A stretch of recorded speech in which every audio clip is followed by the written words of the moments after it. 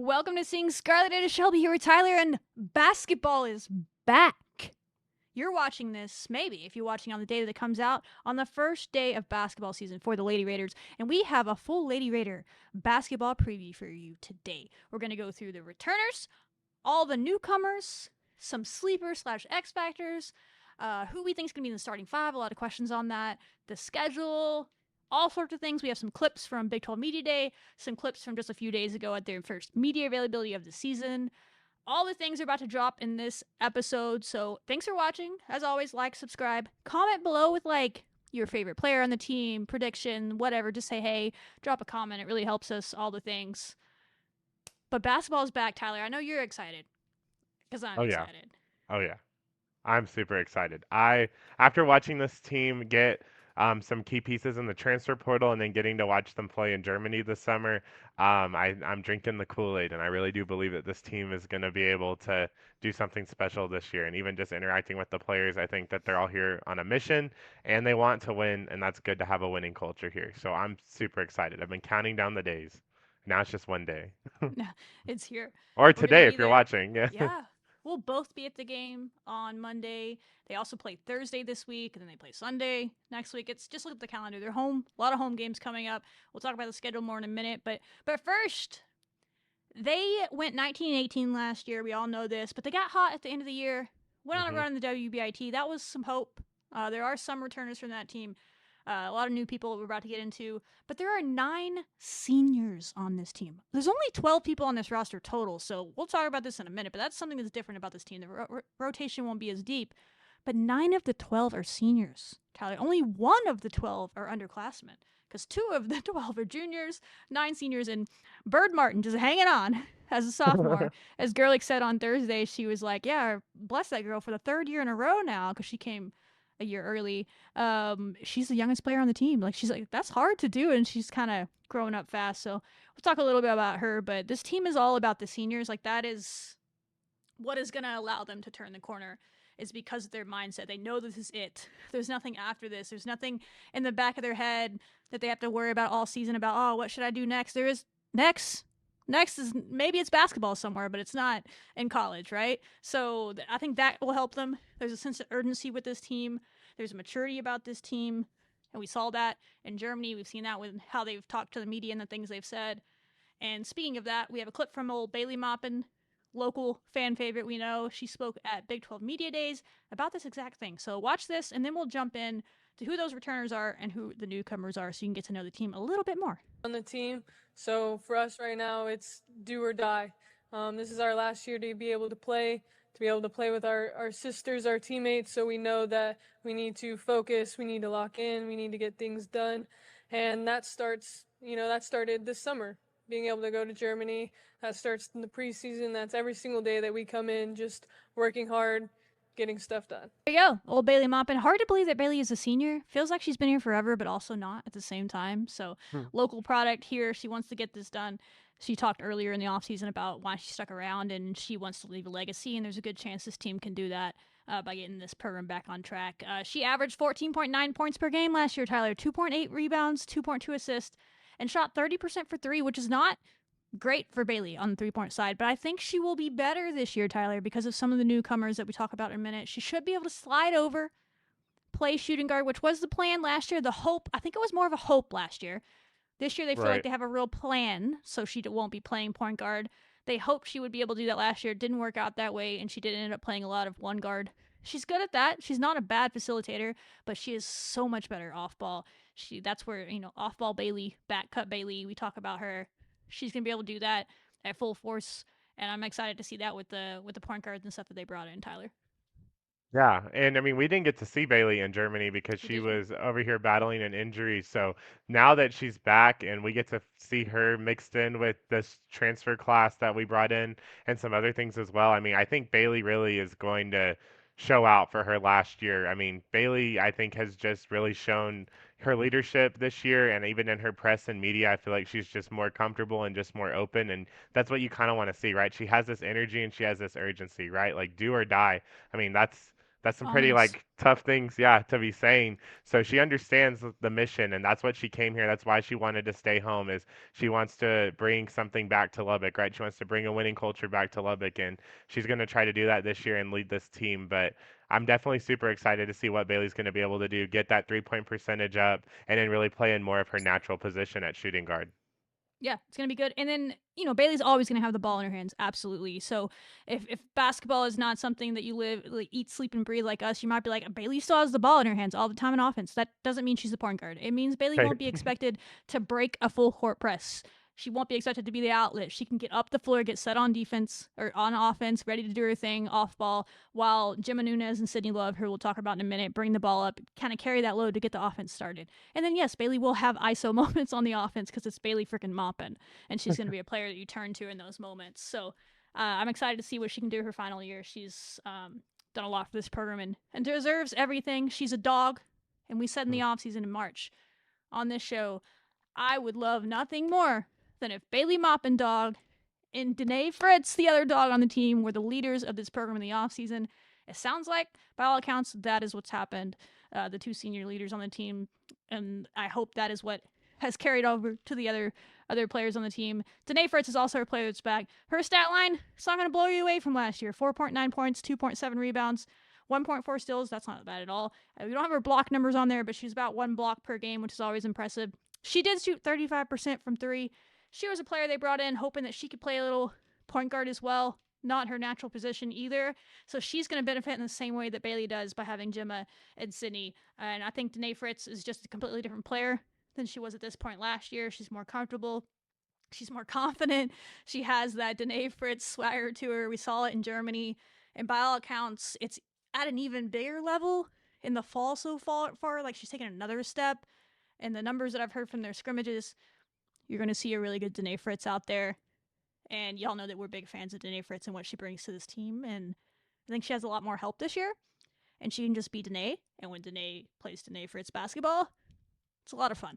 Tyler.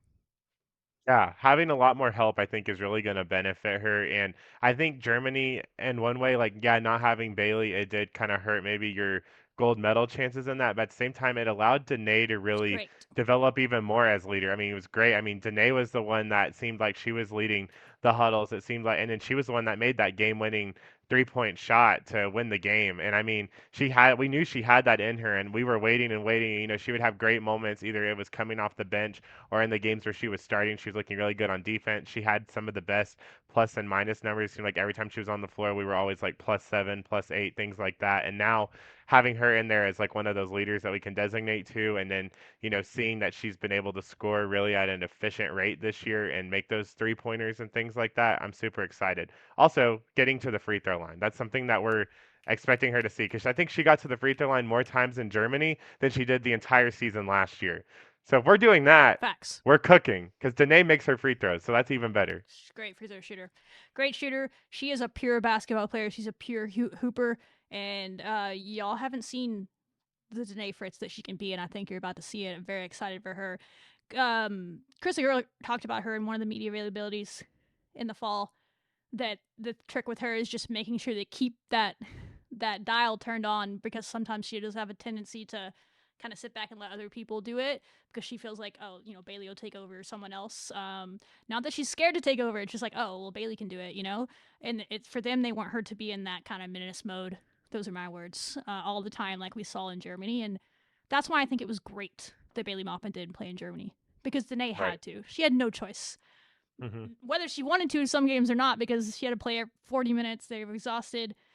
At the end of a shot clock, or at the end of a big game, Denae was the person they needed to step up there, and she had to do it, and she did. So, again, we need that. It's just going to be the trick of keeping her turned on that way, and I think she'll have a great year. Someone on a similar plane there is Jalynn Bristow. I think she's going to really shock people this year. I don't know why you'd be shocked that Jalynn Bristow was good at basketball, but it feels like the media are not talking about Jalynn Bristow enough, in my opinion. You don't see her on the list when they talk about Texas Tech this year, and I'm like, how do you not have Jalynn Bristow on this list? She's one of the most talented players on the team, maybe the most talented high ceiling player on the team. She was great in Germany, led us in rebounding. She led us in rebounding and shot over 40% from three in Germany this summer. You know how hard that is to do? That's like a weird combination. But that's what happens when you have a 6'2", 6'3" player that can shoot from the outside. She's playing super confident. Coach Gerlich said on Thursday, I think some people are going to be really surprised by Jalynn. She's a completely different player. She has a lot more confidence, and she's really excited for Lady Raider Nation to get to see her play this year.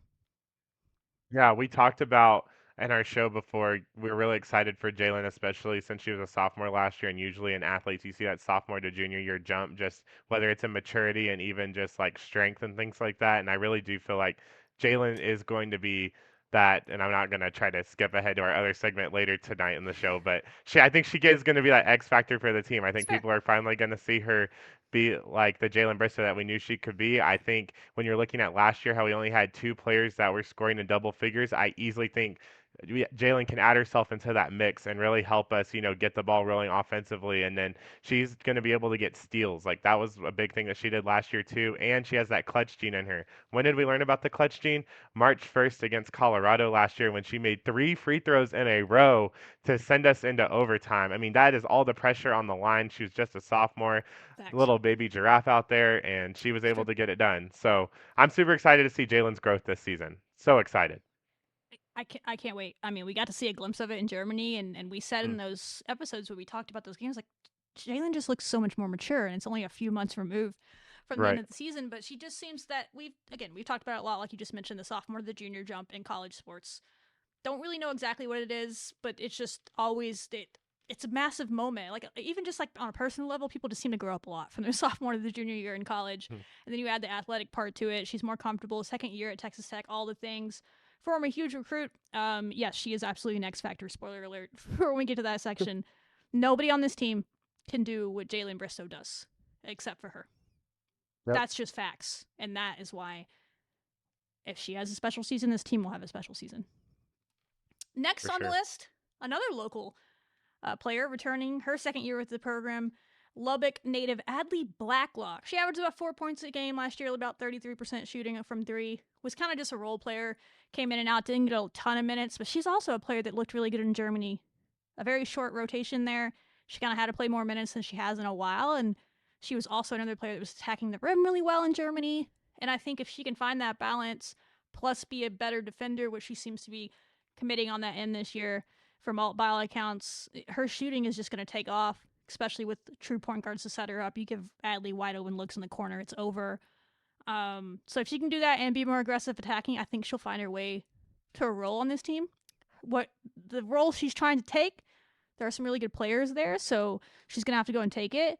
But I would never count out Adlee Blacklock. I think she's going to be a player that is going to win us some games. Like a handful of games this year, it's going to be because, not just because she went in Fuego, which happened last year a couple of times, but it's going to be more like well-rounded basketball like Adlee just has, like we saw in Germany. She won us a couple of games in Germany by being so aggressive and setting the tone, attacking the rim the way she did. If she can bring that, I'm excited to see what she does this year. Yeah, setting the tone, I think, is the most important thing with Adlee this year. I feel like, when we ask her to come in, she's going to have to be able to knock down those shots. If she needs to drive to the basket, I mean, her inner Madly will literally come out and she will drive to the basket. We want to see Madly this year, every night. Yes, weight room on the girls. I mean, she literally, I think, is going to be one of those players that you're going to have be consistent and also have somebody that can really help bring the energy up. Like, that's one thing I do remember about Adlee in Germany was just, like, after she makes a shot, after she does anything like really great on defense, she's fired up, right? She's like getting red in the face and everything. I mean, just doesn't even know like what's going on in her head when she's on the court. She's just straight up like, like super hype. Yeah, she's so locked in. So that's what I really feel like I'm excited about with her. And also she had some high rebounding numbers in Germany too. So I mean, if you add that into the mix, I mean, she's going to be a great like well-rounded player that you probably will see off the bench and can be a crucial point for us, especially when we're in those little slumps. Because basketball's a game of runs. Adlee can help start that new run to help us, take the lead and maybe win some of those games that came down to the wire last year. Agreed. I think she's a good change of pace from other players that are like a Jalynn, like a Snudda, even a little different than Denae if she gets some time at like the 2 or the 3 spot because she has a little bit more size. But yeah, she's a little bit different weapon that they can throw out there. And last year, it felt like her and Jada Wynn were kind of the same person in a lot of ways, and the coaching staff felt more comfortable putting Jada Wynn out there, and I feel like that's why Adlee couldn't get out there, even though it's like every time she was out there, she was making an impact. Well, she has a chance to get out there, and I think she'll have a chance. So I think we've talked about it before. The pieces on this team, there's less redundancy. Like Adlee's role is pretty. It's clear what Adlee's role is. Oh, it's 100%. And it's like that for a lot of players on this team. So I'm sure they're excited about that. Someone else that has a pretty defined role, one of 2 true 5 players on the team, is Sara Sanogo. She was one of the leaders in blocks in the conference last year at 1.4 per game, had about 4 rebounds a game, 4.5 points per game.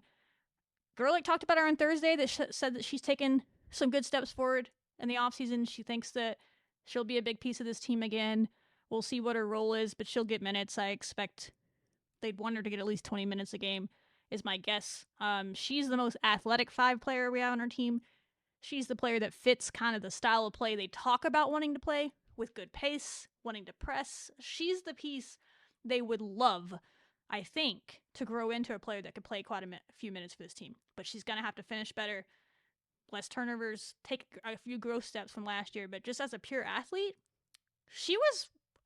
I can't really be upset with what we got from Sara last year because I didn't know what to expect coming from JUCO. I thought that was a really solid season last year for Sara Sanogo. If she can take another step forward this year, with a new coaching staff, maybe can get more out of her, the post coaches they brought over and all that.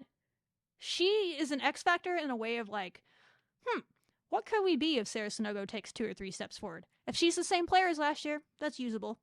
But if she takes 2 or 3 steps forward, that's something that's intriguing to me. Because you can't coach what she has. Size, she's about 6'3", 6'4", can block shots, can run the floor. Those are things you can't coach. She just has that athleticism that other people don't have, so we'll see. She's could change the season if she did take growth steps, but if she's the same player, that's usable as well.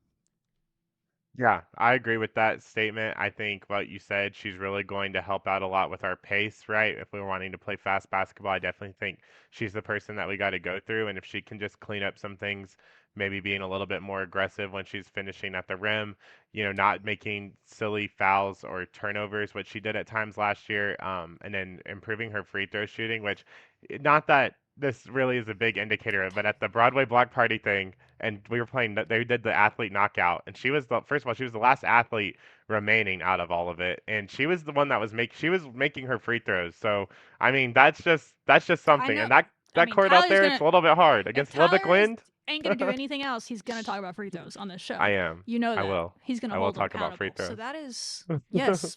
She's got to make free throws more because they're just gonna foul her, and make her prove it. But yeah, I don't need like a 90% free throw shooter from her, but if she could eke up to 70%, that's a major growth step forward as well, for sure. For sure. The only underclassman on the team, Callista Bird Martin.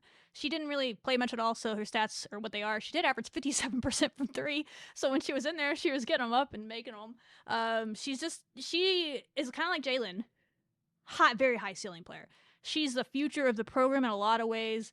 Gerlich talks about how good of a recruiter she's been for this huge class of 2026 players they have coming in, some really good players. She was great in recruiting them and bonded with them, and they all want to play with Bird in the future. How much she'll play this year, I'm not sure because it's such a veteran team, but I do think she is definitely a change of pace. Like, she's a point guard, even though she's 6'2", but she can play off ball. She can find her way in the games other ways. It's just the maturity factor, which by all accounts has been great this year, and then just the strength of getting there. She's a sophomore. I expect her to play a little bit more than last year, but she'll probably be that 8th, 9th, 10th piece in the rotation. She'll be a player that comes in and maybe steals some minutes, and I think she's a player they probably want to steal minutes, if that makes sense. It's like, hey, we're not going to force the issue, but if Bird comes in here and steals some minutes, by all means, go steal some minutes.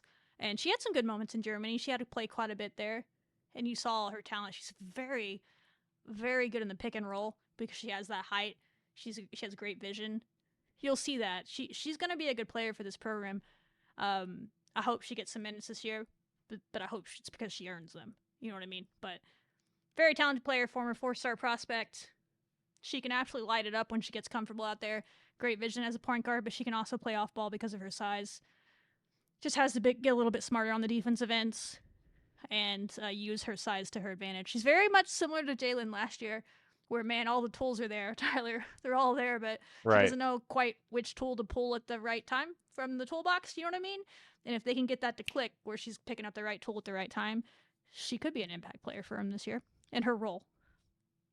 Yeah, I think she can definitely be an impact player in her role. I mean, we saw in the bits and pieces whenever she would go out there. I mean, she was in fuego mode at the 3-point line. And even in Germany this year, there were quite a few games where she was getting, yeah, she may not have got a lot of points, but she was getting us like 9 rebounds. And Rebounds. yes, rebounds. I mean, Bird, when she was a 4-star recruit out of high school, I mean, she was averaging like a double-double a game and was getting like 20 points and 20 rebounds per game, like no joke. So using her size to her advantage, as you said, is going to be super crucial for her. And yeah, I'm interested to see what her role could look like, but she could be one of those people that could definitely contribute significantly to making this year special if she really locks in and really kind of embraces that culture piece on the team. Yeah, there's a lot of things Bird could be, but I'm excited to see her growth this year for sure. She's found one that should be a big piece of the future.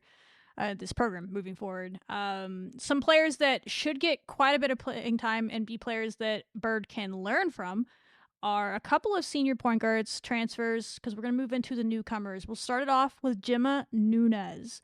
Man, if you watched our show in the spring, she was one of my portal diamonds that I found before I even knew the team was like looking at her. But of course, they were. Everybody was looking at her, so it's not like I was like smart or anything.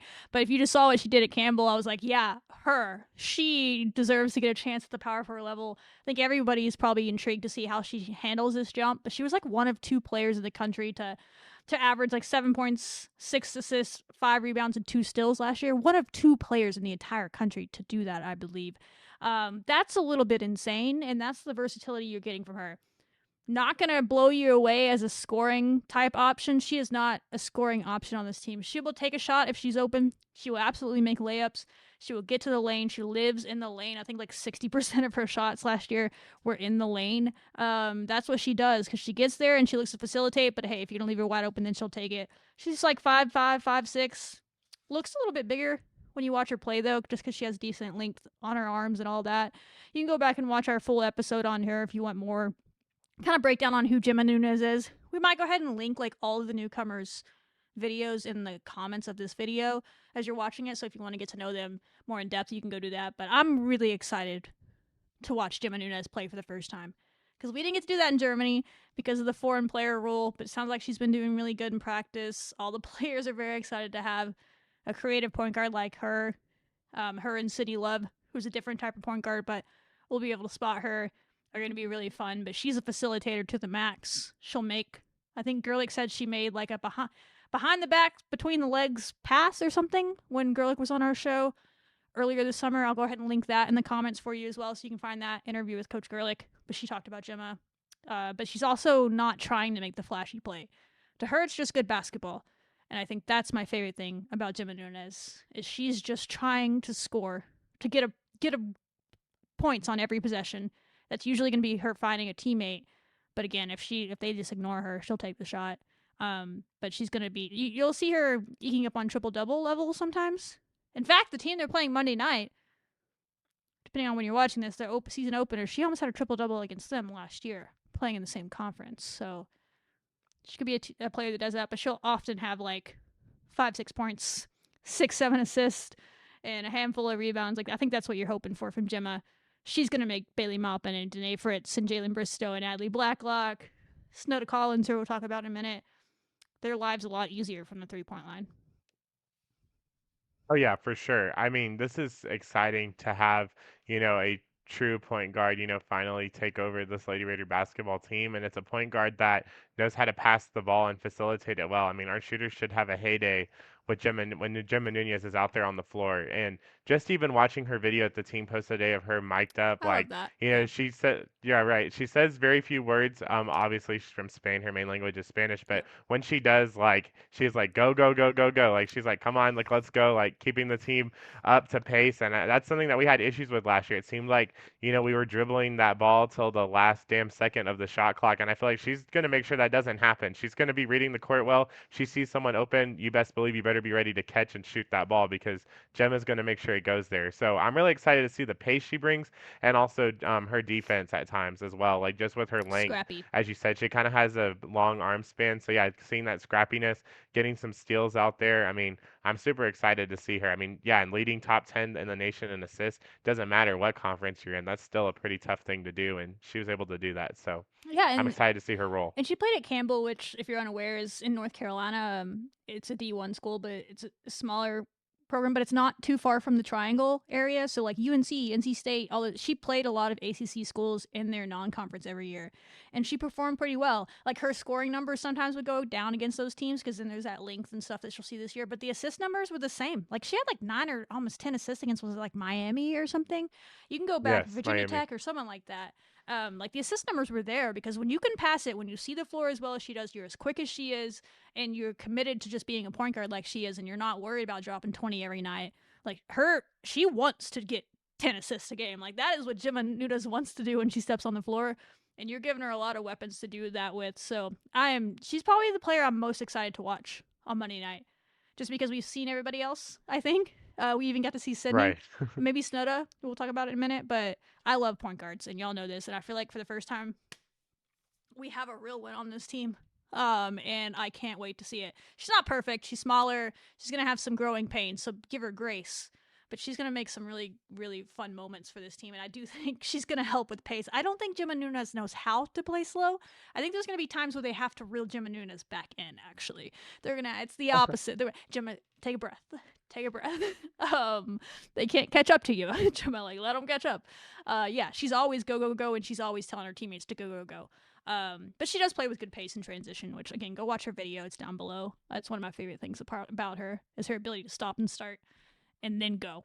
She's always going in the end, but she will stop and start on you and wait for her teammates to catch up. So, yeah, I could blab about Gemma for hours, but I'm stopping for the benefit of this video. But go watch her full 30-minute video, whatever it was that we did on her a few months ago when she signed.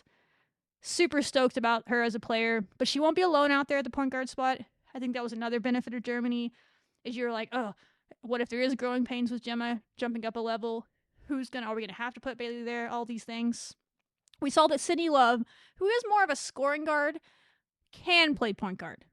And she can do it pretty well. She's a different type of point guard. She's a player that will give you more scoring punch, a decent facilitator. She's really good at bringing the ball up, though. And again, at least that, you feel comfortable. That'll be off of Bailey's shoulders. That'll be off of Denae's shoulders.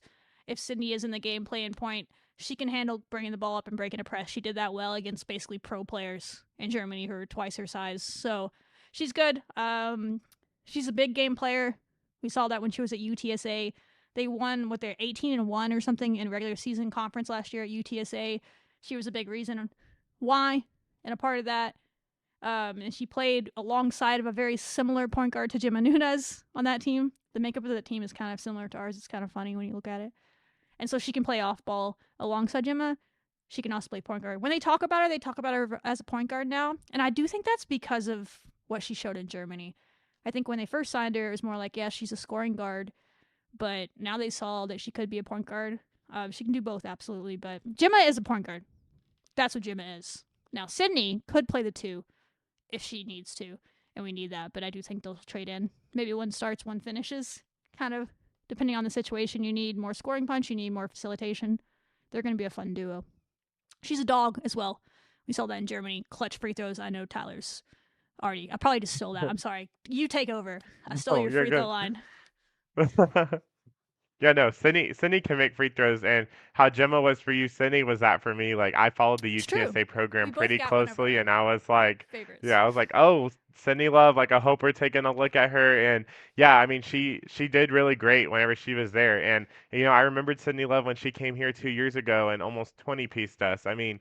She was giving that team a hard time. So Sydney Love, she was ready to go to the Power 4 level. I mean, if you look at last year, she had double-figure points against Texas A&M, Stanford, Gonzaga, and then the year before that, Texas Tech, Houston, Oregon. I mean, she came prepared for this moment, and that's what I'm super excited for her. Big game Sid is what we're going to have to start calling her. And what I really loved is she always talks about how she's a person that likes to stick with the process, and then she wants to make something shake or turn in order to make people notice her teams. And if she can do that and help people notice the Lady Raiders again, like to what what we once were, right? Get us back to where it is. She's going to be the person that's going to be able to do that for us in her last year here. So I'm super excited for her. She's definitely going to be that guard. Like you said, if we need more scoring, we're definitely going to put Sydney out there, and she can kind of shoot from all over. But mainly, she's really efficient in the paint. Getting So layups and things good. like that. Do not be tricked by her size at all. Do Again, go not. click on Oh her no, video do not. below. We showed highlight after highlight of her finishing. We saw that in Germany. She was the best finisher on the team in Germany, and she's 5'6", whatever she is, 5'7". And amongst the trees, through contact, she can just finish at a high rate. She can get to the paint at a high rate.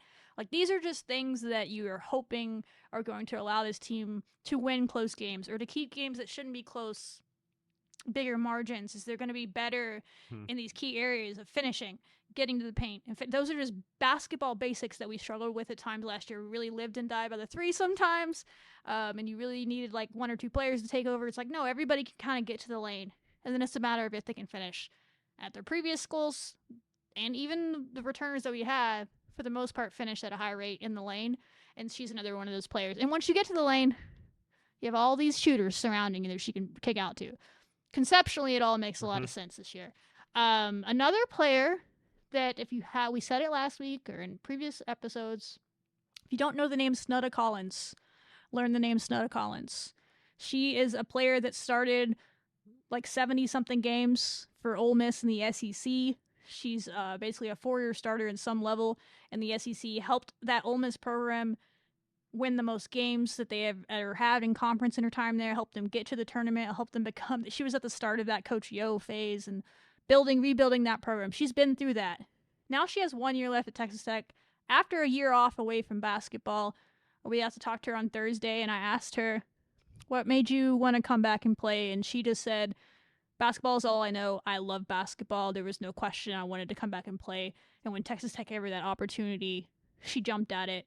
She obviously has a connection with Coach Jada, who was at Ole Miss previously. So that helps as well. But she's an explosive scorer. She says that's her in her own words, an explosive scorer and a player that is going to bring it on both ends. That's what she said when I asked her what fans can expect of her. And that's what you're going to see. She averaged about 10 points a game at Ole Miss. She shot about 30% in her final season, but other seasons she was closer to 40%. So I think if you can get her in that 35% range, she can definitely drive. She's a slasher to the max, but she can make her dang free throws as a slasher as well. She's had really good performances in their preseason scrimmages. She has a really good mid-range game, which has, people can argue if they like that or not. I think when you have a player that's good at it, I'm all for it. She gets really high on her jumper. We talked about that in her episode. You can go watch. Really hard to block her shots because she gets so up there on her jumpers.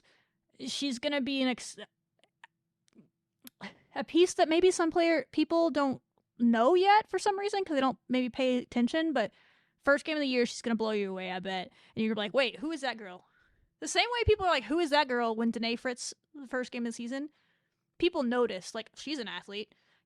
Snudda Collins is going to be that transfer for you this year. They're like, wait, who is that girl?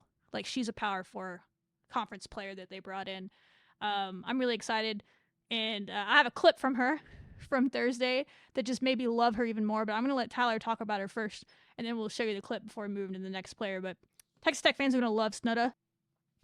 Yeah, no, for sure. I mean, when I've talked to her, I've literally asked her, I saw her over the summer and I was like, "Oh, are you excited for Germany?" And she's like, "Actually, I'm not gonna go to Germany. I need to get my mental and my physical health strong because I really want to do something special for you guys." And honestly, I think that time off and just getting to continue to work harder on that really has helped out in the open practices.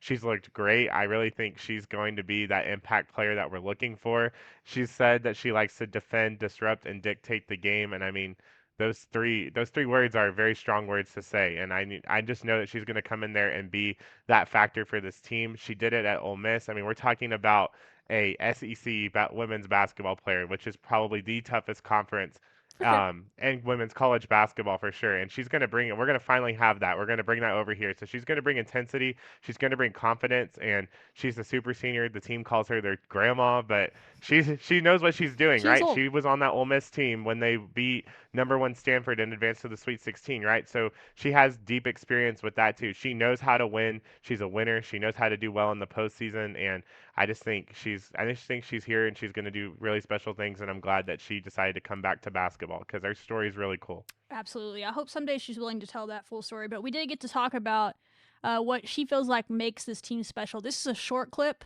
but it's a very impactful clip, which was the entire experience talking to Snudda Collins on Thursday when they made her available to the media.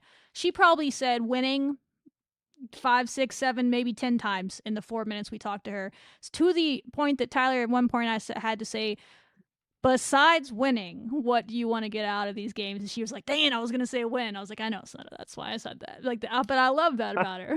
I love that. It might make it hard to get quotes out of the girl, but I don't care. I can work with whatever she gives me. But I love that. One quote though that she did give in this, it's a 10-second clip. Just listen to it closely. Back up and listen to it again if you need to, because I loved every second of what she said when she was asked what makes this team special. And want to do better. There's not nobody on this team that I think are losers. I hope not, they're in the wrong program, but everybody here wants to win. I hope not, because they're in the wrong program. I agree. This team does have that attitude about them. Changeover from last year, but I think it was good for the right reasons. Everybody's probably better off, and I think everybody fits together better, both personality and basketball wise. And there's not any losers in this program, and I hope that's what we see on Monday night. I hope that's what we see for the rest of the season. For sure. Another SEC transfer, Tyler, and Jada Malone came over from Texas A&M, those dang Aggies. She's a 6'3" post player, so maybe we'll bring a little bit of, more of a post presence is the hope there. She'll pair with Sara, completely different styles of play, but she will be, Gerlich talked about having to change the pace sometimes this year because it's shorter rotation. I think she'll be that change of pace player. She did finish at a very high rate at Texas A&M, and if nothing else transfers over, right, I think that's what they're hoping. Is she shot 62% on field goals, and like in the lane, like near the rim, it was like 70% or something absurd.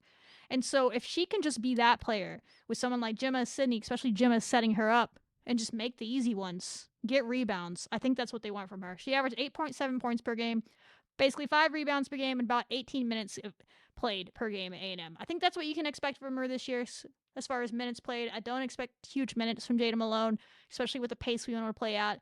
But I do think when she gets in there, they're hoping she'll be an impact player and give them a little bit more presence in the paint than they've had in the past, and a player that can hold her own. She's not super tall. We'll still have to figure out how to take on the Amazons of the conference when we get to some of the teams with 6'6" players, but she has some good strength to her, 6'3", just about staying healthy for Jada Malone, which is the story with a lot of centers. If she can stay healthy and give us 15 minutes a game, even 20 minutes on nights where things are going well, I think that is a major win, and she definitely brings SEC experience, and she had success over there. Just got to get that replicated. We saw her in spurts in Germany, and she had some really good games against teams where she could kind of exert her kind of presence down low. Struggled against ones where they were really tall, but that's kind of an is what it is thing. But a lot of teams you are going to play or be around her height, and so I hope she can just bring what she does. She just needs to do her job, and then some games I think she'll do more, and I think that's what we're hoping for. So she's another one of those players that you could call her an X factor in the sense that, wow, if she really does bring like to her full potential and can stay healthy, she could be an X factor for this team. At her floor, I think she's a change of pace, completely different player from Sara that brings a different look and can help us in some key matchups this year. I think with Jada Malone, I feel like she's definitely going to be somebody that you turn to when you need to have that presence down low. She's always shot above 50% in her collegiate career, which is something just to kind of watch out for. I mean, 62% in an SEC conference is That's pretty impressive. impressive, if Yeah. you will. Yeah, it is very impressive. But I think for me, my key things for Jada Malone to really like have success in this team in the minutes that she plays, her rebounding numbers I think have to be a little bit higher than what she was averaging, right? Like I expect her when she goes in, like she just needs to be more aggressive down low, try to have like, that dog factor in her, if you will, and not kind of be a gentle giant, be more assertive down low. And I Yes. think another thing that could be a weapon for her, which I've kind of seen in practices and in drills, is yes, she finishes at a 70% rate, like down low at the basket. But what I have seen is she does, and we saw this in her highlights, she can at times take these mid range jumpers that 100%. could be deadly. I mean, you could definitely. That's going to catch a lot of people off guard. And if she has to go to that, then go for it. I mean, she was making, just shots at the corner of the free throw line, and was just draining them. And there were other like shooters on our team that were struggling to make that shot, maybe like 10 feet away from the basket. She was starting to make those. So if she needs to start resorting to that, that was kind of stuff last year that TCU had success with. Whenever, the person to not be named that was 6'7" tall was like scoring crazy down low at the basket.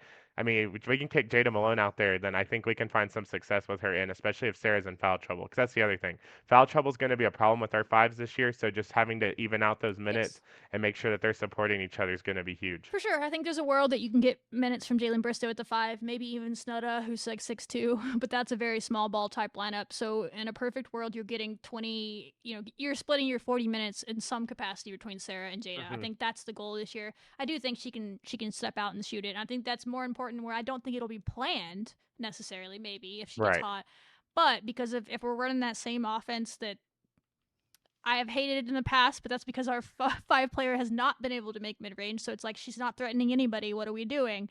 She can actually threaten them. I'm just starting off the season strong with where that 5 player is the handoff pivot player, which it works really well when you have a 5 player that can not hand it, turn, and just shoot it, which is like a Vivian Gray, which she's not a 5 player, but we put her at the 5 sometimes, and she would run that position, right? Well, now we typically have a Right. Sara doing that, who Sara can make that shot or has it in the past. But if Jada can, or she can take it and drive to the basket, we saw that in some highlights. I think that's where she can be much more impactful than we've had at the 5 spot from her type of player in the past. But she's gonna have to hit it. If she can hit that shot, that will open things up. If they're running that same offense, I don't know if they need to run that same offense, because you have a Gemma Nunez that can run a real Right. offense. I'm gonna stop. Opening day, we're in good mood. No, but like that can be a really good offense, but you need a player that can be threatening, and Jada can. Sara really can't threaten from out there. Now she threatens off the dribble more if she's grown in that area. But if Jada's gonna have that, she kind of ran a similar offense sometimes at A&M, where she was the handoff person. So that is something to watch for sure in her minutes. A couple of other post players that I don't foresee getting a ton of minutes this year, outside of in blowouts and stuff, but I do think, if we do get in foul trouble, Mimi Sanogo, the sister of Sara Sanogo, will absolutely bring the energy. You talking about dog factor? I think she might have a little dog in her based on the clips I've seen. In fact, she's the opposite problem sometimes where you might need to turn it down. We talked about sometimes we set some really weak screens on this team last year. If they've been practicing with Mimi, I don't think that'll be a problem anymore, because you watch her tape from last year, she's getting fouls on screens because she's like decleating people on screens. She's got some toughness to her for sure, and I think she'll be a player that she'll go in and get rebounds. She'll go in there and get on the floor. She'll bring the intensity. I hope we never need to send a message to the roster like, hey, you're playing soft, Mimi, get in there. But maybe that's who she can be on this team. She averaged about 5 points per game, 4 rebounds in limited action at Canisius last year. Again, the sister of Sara Sanogo, so that in itself sometimes just makes Sara feel more comfortable. Maybe we'll have a side effect to the team we don't see but is there. But her energy is great. Very positive. The team seems to love her. I think that in itself will be good for this team, but maybe she could be a grit type player. I hope we never need to send a message to this year's team. I don't think that's going to be a problem. But if we do, I can see Gerlich throwing her out there. Yeah.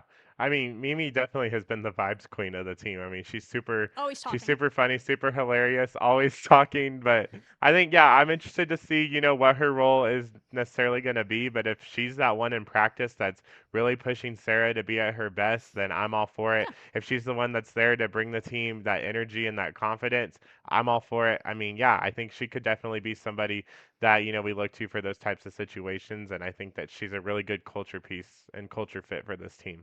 absolutely. Interested to see what she brings if we see her out there. She's a senior as well. A junior on the team, so we'll have a couple of years with her, is Julie Nekolna. She's a JUCO transfer. I believe she was a second team JUCO All-American. She averaged 14.6 points per game, 6.6 rebounds, 1.2 blocks. Shot about 56% from the field. She can step out and shoot at mid-range, is what Gerlich said in our interview, that she has a good little mid-range shot to her. To me, when we watched her film, it's just the toughness factor. It sounds like she's a really hard worker, so I don't mean it in that way. And maybe that's changed, and maybe just the clips I saw. It's just because, God, the Big 12 is so physical, Tyler, that it's just like, how is she going to hold up in the minute if she gets minutes out there? I think she's a developmental type player. She's good. She's a good athlete for her size, tall, lanky, maybe like 6'3" or something like that. So it might be one of those players they're hoping becomes something, but she also seems like a good chemistry, team character type player, and she goes really hard in practice, and they don't have to like ever ask Julie to practice harder. And for an end of bench player, I think that's like the number one thing on the list for any coach is like, you should be sprinting all out. Like, that's your role in this team. There should be 100% effort on every play because you're not getting a lot of reps in practice, right? And she does that. And by all accounts, that's happening, and I think that matters. But again, she has the good mold to her. If they can just toughen her up a little bit and kind of refine some of her skill set, who knows? Again, I don't expect her to play a lot, but she's the perfect like end of bench player. If they get in foul trouble, send her out there and see what happens. But I don't think that's the plan. You know what I mean? And I think she gets that. I think Yeah. she understands her role, which is also important.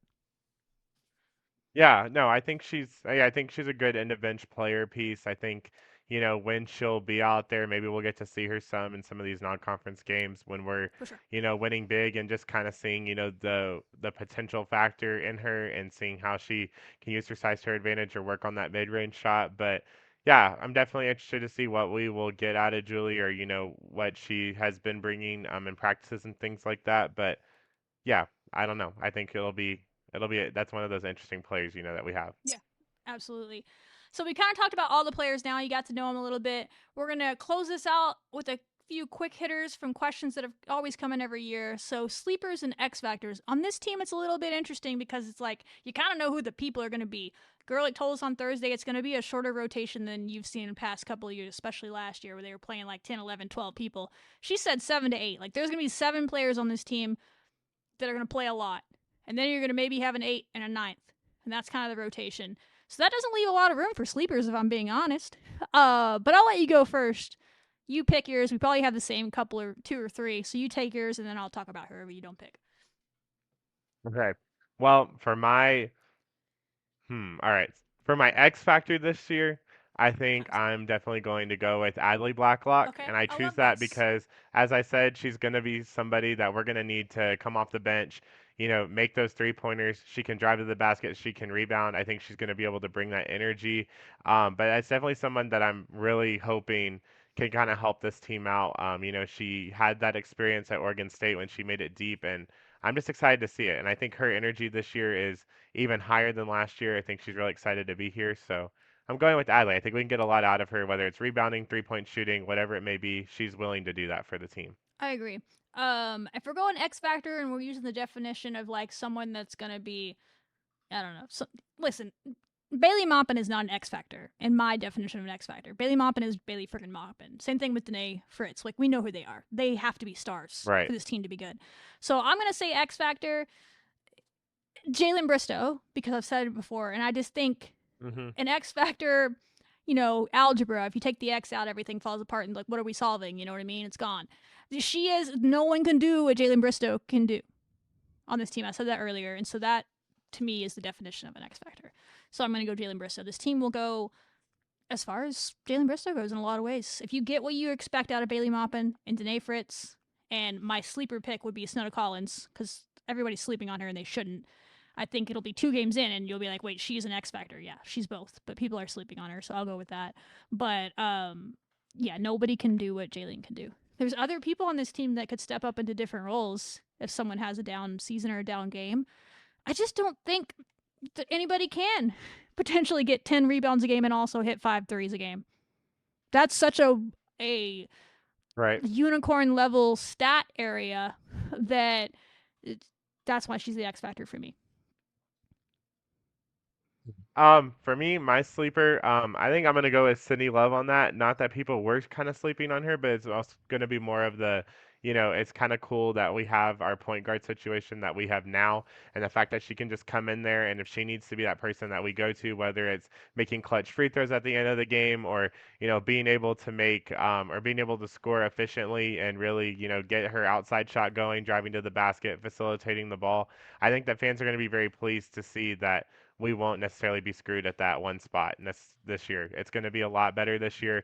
We have both really good point guards, but yeah, I think Sidney Love's going to kind of be my sleeper. Like, she was doing this at UTSA, guys. She did it against us 2 years ago. Y'all get to see it now in a Lady Raider jersey, so y'all need to be hype about if it. Sidney Love Wake up. Yes, Wake up. If Sidney Love plays the way she did against every Power 5 opponent in her career at UTSA, I mean, that's like all conference level production. Oh, yeah, 100%. So, I don't know what was keeping her from doing that in every game of the year, but if she can find a way to do it every game, because now she is going to be playing a lot of those teams on conference this year, absolutely, she's a sleeper. So, there's a ton of them. I think really key players, our point guard situation overall, just Gemma and Sidney, morph them into one person, are going to be a big factor to where this team goes. We need something out of that position. I think you're going to get it.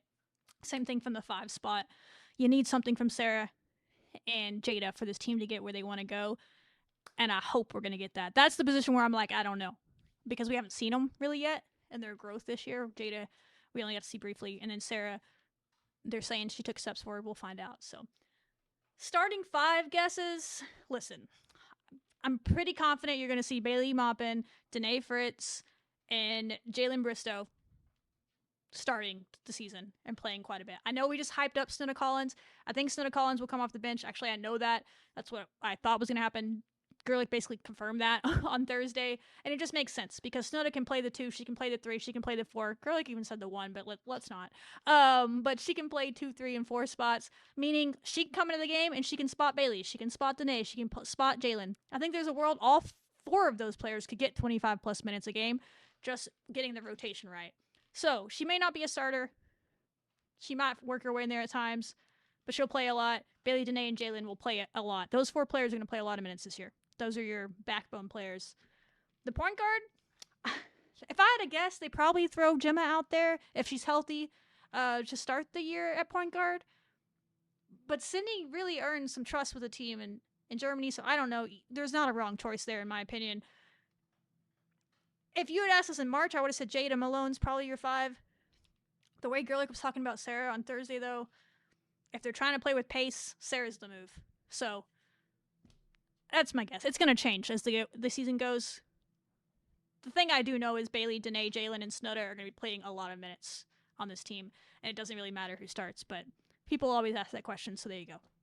I think we agree on that, yeah. So I don't even know if you have anything to add, but go for it. No, I don't have anything to add. That's perfect. That's what I'm saying. Yeah. So I'll just let you take over the schedule to close it out. What are you looking at as the schedule this year as we go into it? I know you've looked at it a lot because in marketing side, you have all the things. Right. Yeah, no, I think the schedule this year, I'm super excited about our non-con.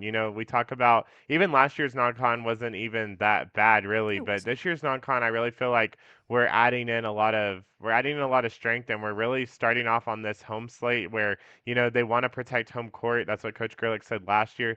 This team does tend to play really well at home, and you have some big opponents coming here. And honestly, I think it starts tonight if you're watching Monday night. I mean, North Carolina A&T, they're the ones that won their regular season conference. They are a very good team.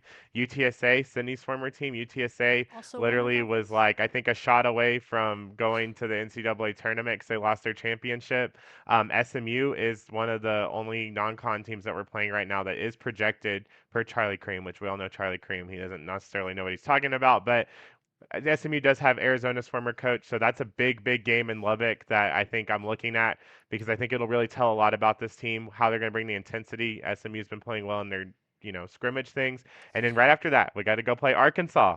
Another SEC team. They have a new coach this year. We'll see. We beat them last year. Hopefully we beat them this time. They're inducting Ring of the Honor. 93. Yeah. Yes, It should be the 93 I expect it championship to be a team. packed house that night. So, Oh, it should be a yeah. packed house. Bringing back a Southwestern Conference foe. I mean, how exciting is that? And then if you thought that we were done, couple days later on Thursday night, we're playing What a Mississippi gauntlet. State, who, while they're not projected to go in the field, but Mississippi State tends to get their crap together in the SEC and is a strong team.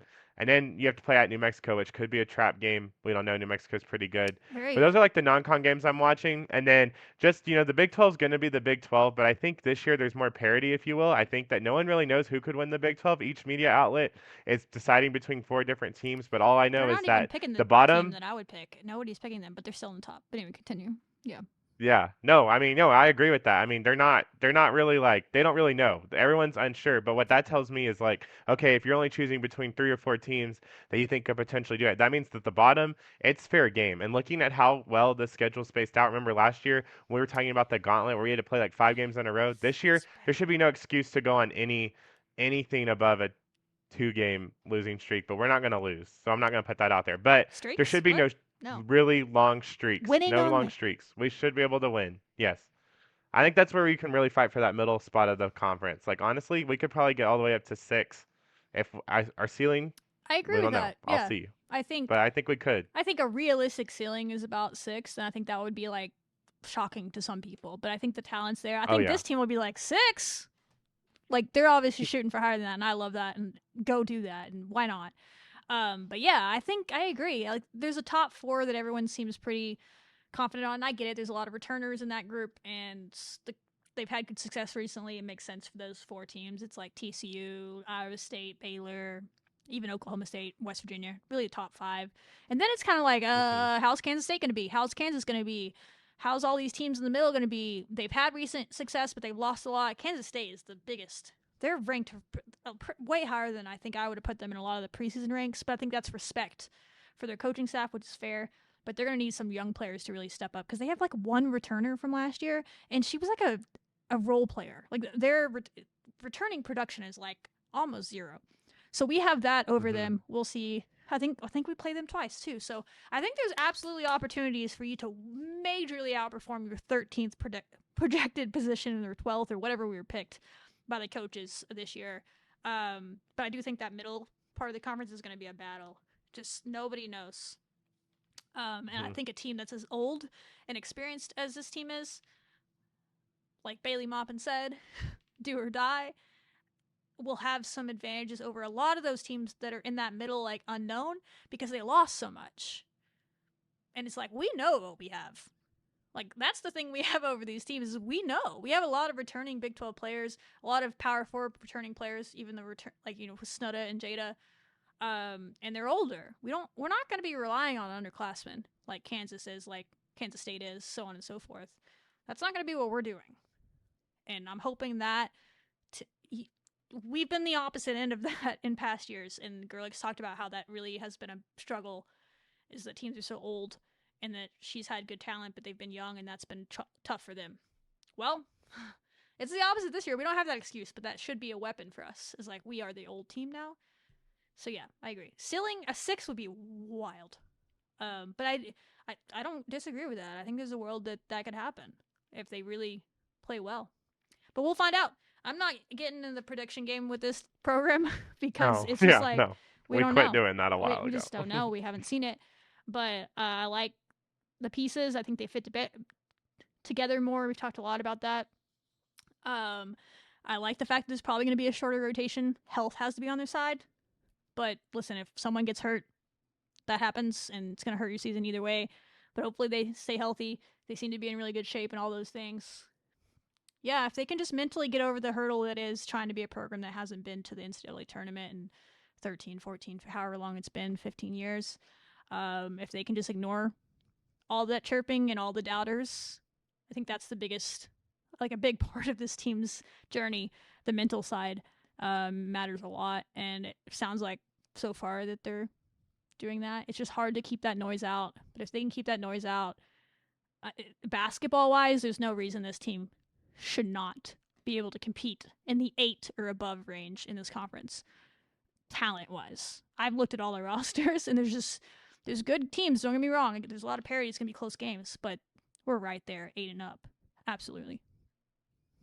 Yeah, and I think another huge part of this team, I mean, we're talking about the players, but I mean, we basically got a new staff, like almost a new staff, and I think that the staff that we brought in have really like increased all of our players' games. Like some of our players that I've seen have grown tremendously just under new leadership in their positions and everything else. And I mean, you have people like Coach Walters who is being very highly respected and is like helping them grow in what they're doing. You have Coach Jada over there doing her thing, why she was so successful to get that Ole Miss team to the Sweet 16 under Coach Yo. And then you have Katera Chappell, who literally made it to the national title game and did a bunch of great things. She's been there, worked for UT, who has made really deep runs in the NCAA tournament. I mean, this staff, I think, is going to really help them out a lot. And I mean, we're talking about these transfer players. I mean, you also have to remember that you can take comfort in, like, we knew what we were looking at because we were competing with a lot of Big 12 schools for, like, some of these players that we had on our team. The Kansas States, the Baylors, I mean, they were all looking, probably Arizona State, they were all looking at some of these players, Sure. and we were able to win them over, go to Lubbock for their last year. They want to build something special rather than keep whatever program from doing what they're doing and keep them consistent. They wanted to come here. So I just think that that's something that I'm really looking at, and that's something I'm super excited about. Is just seems like the energy is just more new, and then I can see where Snudda's saying everybody wants to win. I just am really feeling it this year. It's like a lot more brighter and vibrant. It's not as gloomy. Yeah, but and also in the same way, there's not that fake raw to this team. And I like that. It's just very in Gerlich, I don't know how Gerlich describes it, but that's how I would describe it. She said it again on Thursday. She said it in our interview with her on Seeing Scarlet, that it's not a team that does a lot of like hooting and hollering and all that stuff, and that maybe that's where Mimi and all them will come into play and they'll help with that. But I don't want them to fake it. That's just not the energy of some of these players, right? That's not a Bailey Maupin, and that's not a Denae Fritz, like Snudda Collins. They're there, they're hoopers, and they just want to go win. And I do think that will help in the moments where things get hard and things aren't chipper and things aren't great, is they don't really care about that. They just want to go play. So if they drop a game in the non-con, I'm not expecting this team to go undefeated. If they go undefeated in the non-con, boy howdy, let's cook. It's possible.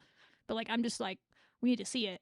If they lose a game that they shouldn't, especially one of those road games or something, I don't think it's gonna break this team. I really feel like like SMU like changed the tenor of last season for whatever reason.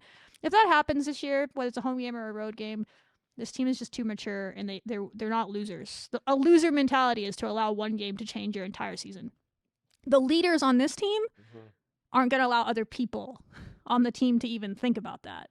And I think I feel confident that the leaders won't allow that. It's like when your leaders have that mindset, it's where it gets a little But I don't think that's the thing this year. So like if they drop some things or things get tough in the game or whatever, I don't think they have a loser mindset. They have a winner mindset. So people can be like, oh, they haven't won games here. How is it possible? It's the mindset thing. And you need all 5 people on the court to have that to be able to actually win the games. And I think for the most part, you have a lot of players on the team this year that's that way. We saw it in Germany. You're about to see it more. We'll find out. I'm not predicting anything other than they should be good.